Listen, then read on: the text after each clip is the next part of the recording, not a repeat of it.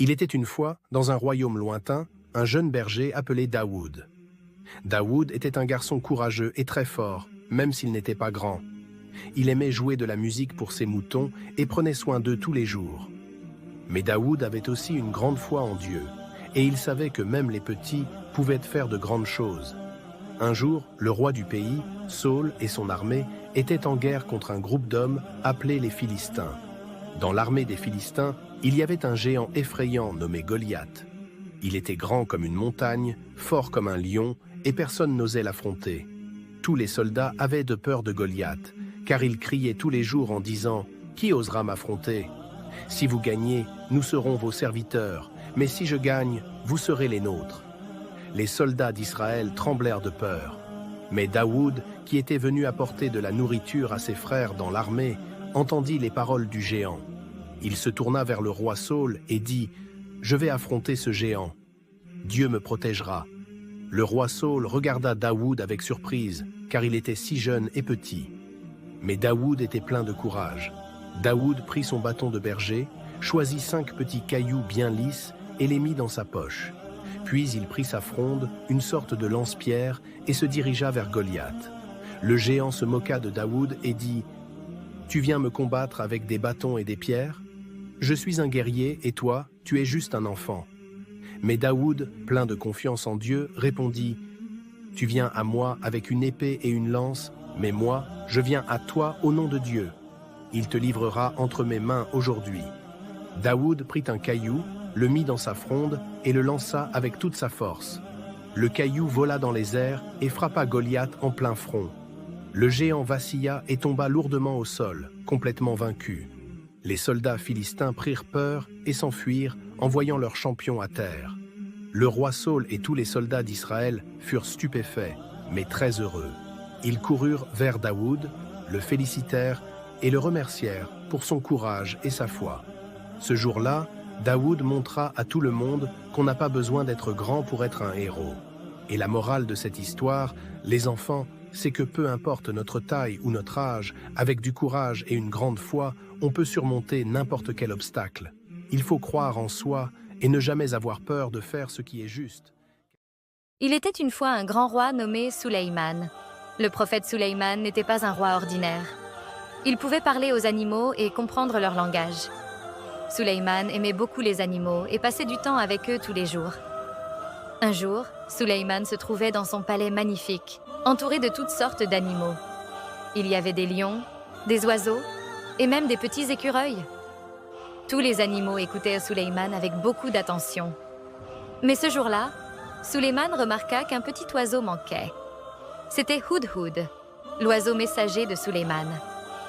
Sulayman demanda aux autres animaux « Où est Hudhud ?» Mais personne ne le savait. Alors, le prophète Sulayman attendit un moment, et finalement, Hudhud arriva en volant très vite.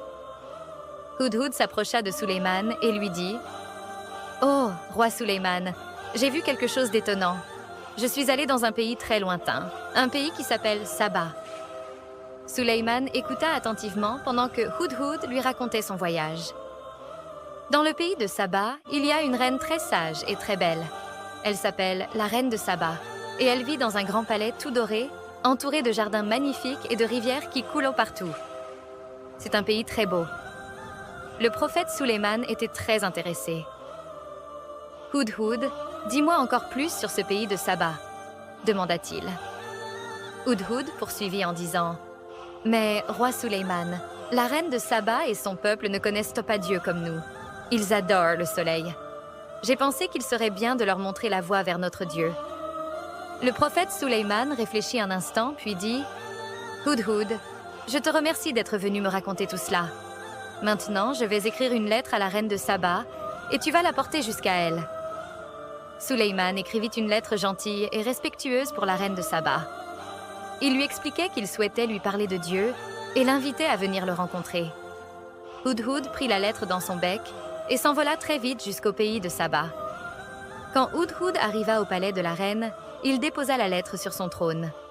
La reine de Saba prit la lettre et la lut avec attention.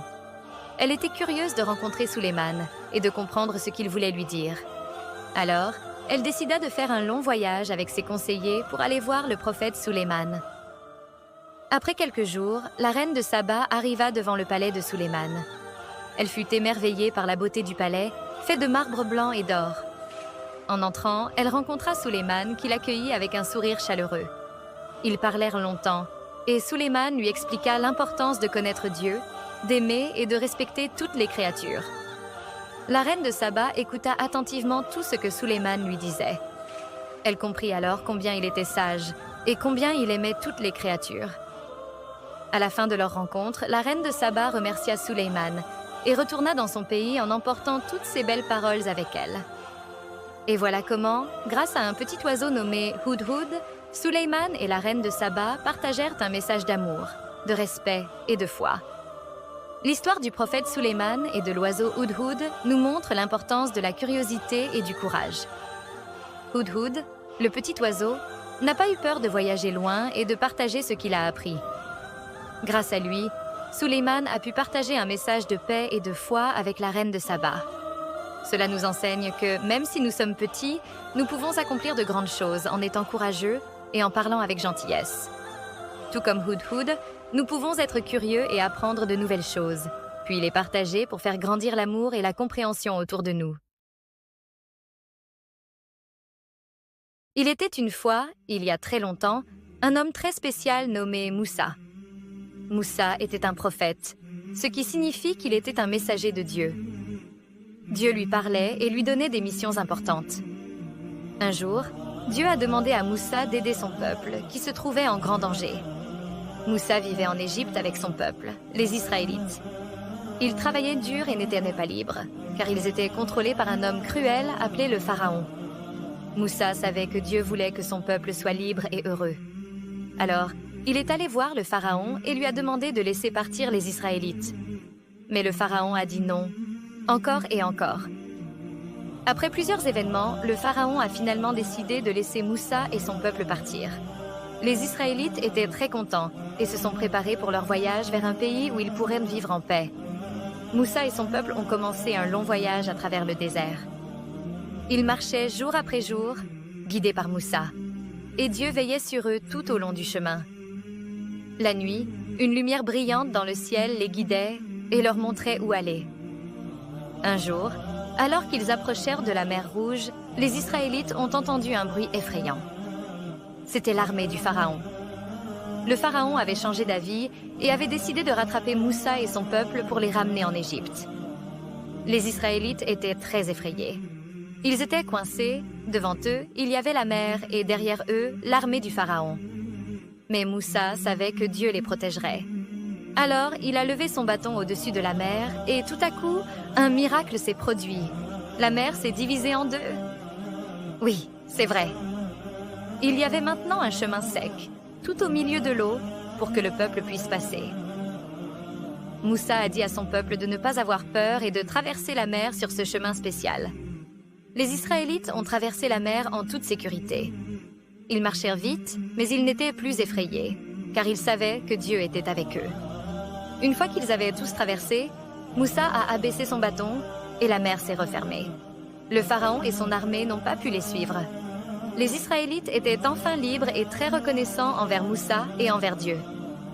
Cette histoire nous apprend qu'il faut toujours avoir confiance en Dieu, même quand on a peur ou que les choses semblent impossibles. Dieu est toujours là pour nous protéger et nous aider à surmonter les défis. C'est en restant forts et en ayant foi que nous pouvons réussir à traverser nos propres mers rouges. Il était une fois, dans un pays lointain, un homme très gentil et sage qui s'appelait Ayoub. Ayoub était très heureux, car il avait tout ce qu'il pouvait désirer. Une grande famille qu'il aimait, des amis gentils et beaucoup d'animaux, comme des moutons et des chameaux. Il avait aussi de belles terres où il cultivait des plantes. Ayoub était un homme de foi. Il aimait Dieu de tout son cœur et disait merci pour tout ce qu'il avait. Tous les jours, il priait et remerciait Dieu pour toutes les belles choses de sa vie. Mais un jour, quelque chose de triste arriva. Ayoub perdit tous ses biens. Ses animaux disparurent et il n'avait plus rien à manger. Puis, il tomba très malade. Son corps était tout faible et il ne pouvait presque plus bouger. Mais malgré tout cela, Ayoub ne se mit jamais en colère. Il resta toujours calme et continua de prier. Les gens autour d'Ayoub se demandaient pourquoi il ne se plaignait pas. Ils lui disaient « Ayoub, pourquoi tu ne te mets pas en colère contre Dieu? Tu as tout perdu. » Mais Ayoub leur répondait avec un sourire. « Dieu m'a donné toutes ces choses, et maintenant il les a reprises. Je ne suis pas triste, car je sais que Dieu m'aime toujours. » Chaque jour, même s'il avait mal et qu'il se sentait faible, Ayoub restait fort dans son cœur. Il savait que Dieu était là, à ses côtés. Et il continuait de prier en espérant que Dieu l'aiderait. Un jour, alors qu'Ayoub priait, Dieu lui parla. Dieu lui dit « Ayoub, je suis fier de toi, car tu as été très patient et tu as gardé foi en moi. Maintenant, je vais te guérir. » Tout à coup, un miracle se produisit. Une source d'eau pure jaillit du sol. Ayoub se leva, tout surpris. Il s'approcha de l'eau et se mit à se laver. Dès qu'il se rinça avec cette eau, il se sentit revivre. Sa force revenait et son corps guérissait petit à petit. Il était tellement heureux. Dieu récompensa Ayoub pour sa patience et son amour. Bientôt, sa famille revint près de lui et ses amis revinrent aussi. Il eut encore plus d'animaux qu'avant et ses terres redevinrent belles et vertes. Ayoub était à nouveau heureux, entouré de ceux qu'il aimait. Et jusqu'à la fin de sa vie, Ayoub resta un homme reconnaissant et aimant. Il n'oublia jamais de dire merci à Dieu, même dans les moments difficiles. Il avait appris que la patience et la foi peuvent aider à surmonter les plus grandes épreuves. L'histoire d'Ayoub nous enseigne que, même quand on traverse des moments difficiles, il est important de rester patient et de croire en de bonnes choses. La patience et l'amour de Dieu nous aident toujours, même quand on ne s'y attend pas. Ayoub est un exemple de courage et de foi pour nous tous, et il nous rappelle que les beaux jours reviennent toujours après la tempête. Ismaël était le premier fils du prophète Abraham, né d'Ajar, la seconde épouse d'Abraham. Allah avait promis à Abraham de faire de sa descendance une grande nation. Mais avant cela, Abraham a dû traverser plusieurs épreuves pour prouver sa foi et sa dévotion à Allah. Lorsqu'Ismaël était encore un jeune garçon, Abraham reçut l'ordre d'Allah de les emmener, Hajar et Ismaël, dans un désert aride. Allah leur avait préparé une place à la Mecque, mais à cette époque, il n'y avait ni eau ni végétation dans cette vallée. Obéissant à Allah, Abraham laissa Hajar et Ismaël seuls, avec seulement un peu d'eau et de nourriture. Avant de partir, Hajar, inquiète, demanda à Abraham « Est-ce qu'Allah t'a ordonné de nous laisser ici ?» Il répondit par l'affirmative. Alors Hajar dit « Si tel est le cas, Allah ne nous abandonnera pas. » Après quelque temps, les provisions d'eau s'épuisèrent. Hajar, voyant son fils assoiffé, courut entre les collines de Safa et Marwa, cherchant de l'aide ou de l'eau. Elle fit ce parcours 7 fois, mais ne trouva rien. C'est alors qu'Allah envoya l'ange Jibril, Gabriel, qui frappa le sol du pied, et une source d'eau jaillit sous les pieds d'Ismaël. Cette source est connue aujourd'hui sous le nom de Zamzam, et elle continue de couler à la Mecque, fournissant de l'eau aux millions de pèlerins qui s'y rendent chaque année. Les années passèrent, et Ismaël grandit, devenant un jeune homme courageux et respectueux envers Allah. Puis un jour, Abraham reçut une vision d'Allah dans laquelle il devait sacrifier son fils. Cela représentait une épreuve immense pour Abraham, car Ismaël était son fils bien-aimé. Abraham savait qu'il devait obéir à Allah, même si cela signifiait sacrifier ce qu'il aimait le plus. Abraham en parla à Ismaël et lui expliqua ce qu'il avait vu en rêve. Au lieu de protester, Ismaël accepta calmement. Il répondit « Ô mon père, fais ce qui t'est commandé. Tu me trouveras, si Allah le veut, parmi les endurants. » Il montra une foi et une obéissance remarquables, illustrant son amour pour Allah et sa confiance en son plan. Abraham emmena Ismaël dans la vallée de Mina, où le sacrifice devait avoir lieu. Tandis qu'Abraham préparait l'autel et était prêt à accomplir le sacrifice, Allah intervint au dernier moment. Il envoya un bélier pour être sacrifié à la place d'Ismaël. Allah révéla à Abraham qu'il avait prouvé son obéissance et sa foi. Cet acte de soumission à la volonté d'Allah fut tellement apprécié qu'Allah bénit Abraham et Ismaël, promettant de faire de leur descendance une grande nation. Le prophète Alyassa, un modèle de foi et de persévérance. Le prophète Alyassa était un homme juste et pieux, connu pour sa sagesse et son amour pour les gens. Il passait son temps à voyager d'un village à l'autre pour guider les gens vers le droit chemin et les aider dans leurs difficultés. Un jour, Alyassa arriva dans un petit village qui semblait paisible à première vue. Mais il remarqua que les visages des habitants étaient tristes et fatigués.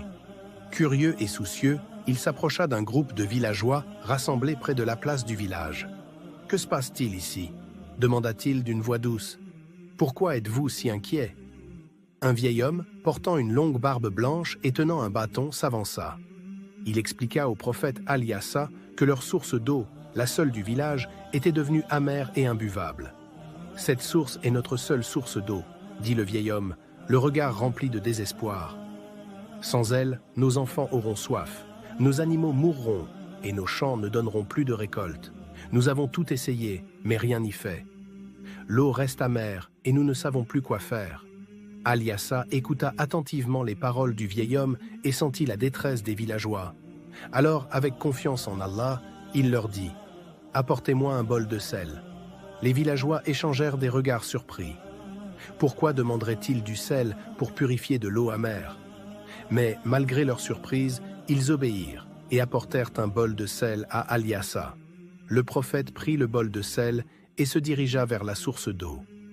Là, devant les villageois curieux, il se mit à prier Allah. Il demanda avec sincérité et foi qu'Allah transforme l'eau de la source en eau pure et potable pour le bien des villageois. Ensuite, il verse le sel dans l'eau de la source. À cet instant, quelque chose d'étonnant se produisit. Les villageois regardaient attentivement, les yeux écarquillés, alors que l'eau semblait changer sous leurs yeux. Elle devint plus claire et une douce odeur émanait de la source. Alyassa invite alors le vieil homme à goûter l'eau. Avec un peu d'hésitation, celui-ci prit un gobelet et le remplit de l'eau fraîche. Lorsqu'il but, un grand sourire illumina son visage. « C'est un miracle !» s'exclama-t-il. « L'eau est douce et pure comme jamais auparavant. » Les autres villageois se précipitèrent pour boire eux aussi, remplissant des seaux et des gourdes, et chacun d'eux confirma que l'eau avait retrouvé sa pureté. Ils étaient émerveillés et pleins de gratitude envers Alyassa et Allah. Les villageois remercièrent Alyassa avec une immense reconnaissance. Ils comprirent que ce miracle était un signe de la bonté et de la puissance d'Allah, et ils retrouvèrent leur foi en voyant comment Alyassa, avec sa prière sincère, avait transformé la source d'eau amère en une source de vie. Le prophète Zacharia et la leçon de foi. Le prophète Zacharia, paix sur lui, était un homme pieux et un grand prophète d'Allah. Il était très aimé de son peuple et il passait son temps à enseigner la parole d'Allah. Il était également le gardien de la mosquée où il priait souvent, demandant à Allah de le guider et de bénir son peuple. Zacharia, paix sur lui, et son épouse étaient très vieux, et ils n'avaient pas d'enfants. Bien qu'ils aient prié Allah toute leur vie pour un enfant, ils n'avaient toujours pas reçu cette bénédiction. Malgré leur âge avancé, Zacharia, paix sur lui, n'a jamais cessé de prier et de faire confiance à Allah. Un jour, alors qu'il priait seul dans sa chambre, Zacharia, paix sur lui, a demandé à Allah une fois de plus de lui accorder un enfant. Il voulait un fils pieux qui pourrait hériter de sa mission prophétique et guider son peuple. Allah a entendu la prière sincère de Zacharia, paix sur lui, et lui a envoyé un ange pour lui annoncer la bonne nouvelle. Il allait avoir un fils. Zacharia, paix sur lui, était très surpris car il était très vieux, tout comme sa femme, mais il croyait fermement aux promesses d'Allah. L'ange lui a dit que son fils s'appellerait Yahya et qu'il serait un prophète béni, pur et pieux. Allah a choisi Yahya pour être un modèle pour son peuple et pour montrer aux autres la voie de la droiture. Peu après, la femme de Zacharia, paix sur lui, est tombée enceinte et ils ont eu leur fils, Yahya.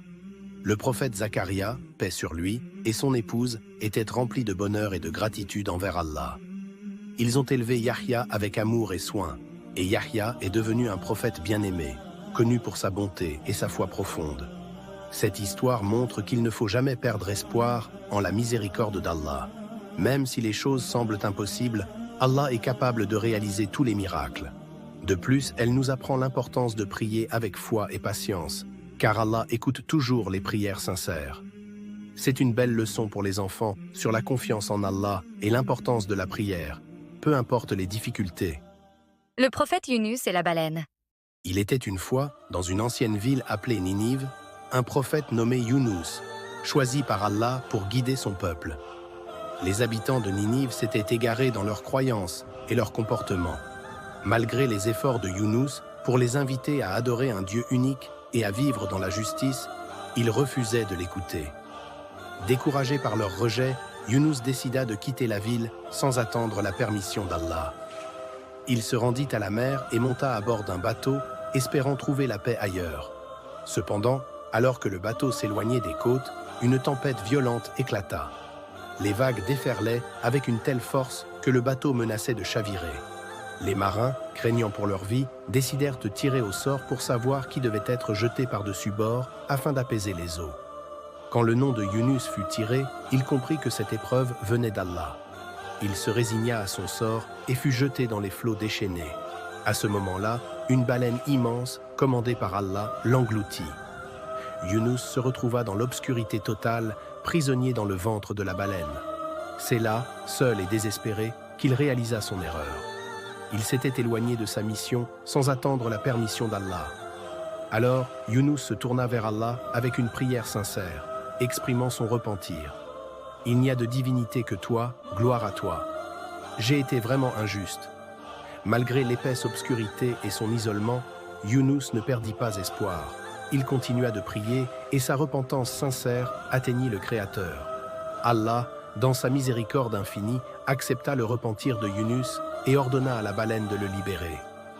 Younous fut rejeté sur le rivage, affaibli mais vivant.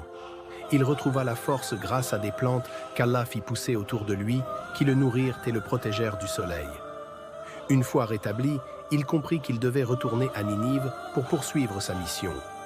À son retour, les habitants de Ninive l'accueillirent différemment. Ayant entendu parler de l'épreuve qu'il avait traversée, ils furent touchés par son histoire et décidèrent de l'écouter.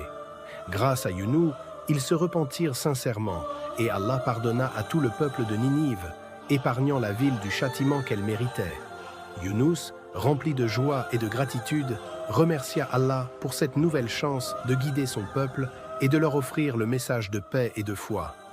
Le prophète Younous nous enseigne que, peu importe la difficulté de l'épreuve, il ne faut jamais désespérer de la miséricorde d'Allah. Même lorsqu'on pense que tout est perdu, Allah est là, prêt à accepter notre repentir sincère. La patience, la foi et la persévérance sont les clés pour surmonter les obstacles les plus difficiles. Younous a appris que l'on doit toujours faire confiance à Allah, même dans les moments les plus sombres. L'histoire du premier homme, prophète Adam, paix sur lui. Il y a très longtemps, avant même que les montagnes et les rivières existent, Allah a créé un homme appelé Adam. Adam était le premier être humain sur terre, et il est devenu le tout premier prophète. Allah a formé Adam avec de la terre et l'a façonné avec soin. Puis, Allah a soufflé dans Adam son souffle de vie, et Adam est devenu vivant. Allah a enseigné à Adam les noms de toutes les choses sur terre. Il connaissait les noms des animaux, des plantes, des étoiles et même des petites pierres. Adam était très intelligent et plein de sagesse. Allah lui a montré le paradis, un endroit magnifique avec des jardins verdoyants, des rivières et beaucoup de fruits délicieux. Pour qu'Adam ne soit pas seul, Allah lui a créé une compagne nommée Hawa, Ève. Ils vivaient tous les deux au paradis, heureux et paisibles. Ils avaient tout ce dont ils avaient besoin, mais Allah leur a donné une seule règle. Ils ne devaient pas manger le fruit d'un arbre particulier. Tout le reste leur était permis. Un jour, Shaitan, un ange qui désobéissait à Allah, est venu leur parler. Il a essayé de les tromper en leur disant que manger de ce fruit les rendrait encore plus sages. Adam et Hawa ont alors goûté au fruit, mais dès qu'ils l'ont fait, ils ont senti qu'ils avaient fait une erreur. Allah les a appelés et leur a rappelé la règle qu'ils avaient enfreinte. Adam et Hawa ont alors demandé pardon à Allah, et avec sa grande miséricorde, Allah les a pardonnés. Cependant, Allah les a envoyés sur terre pour vivre, pour apprendre et pour être de bons parents de tous les humains.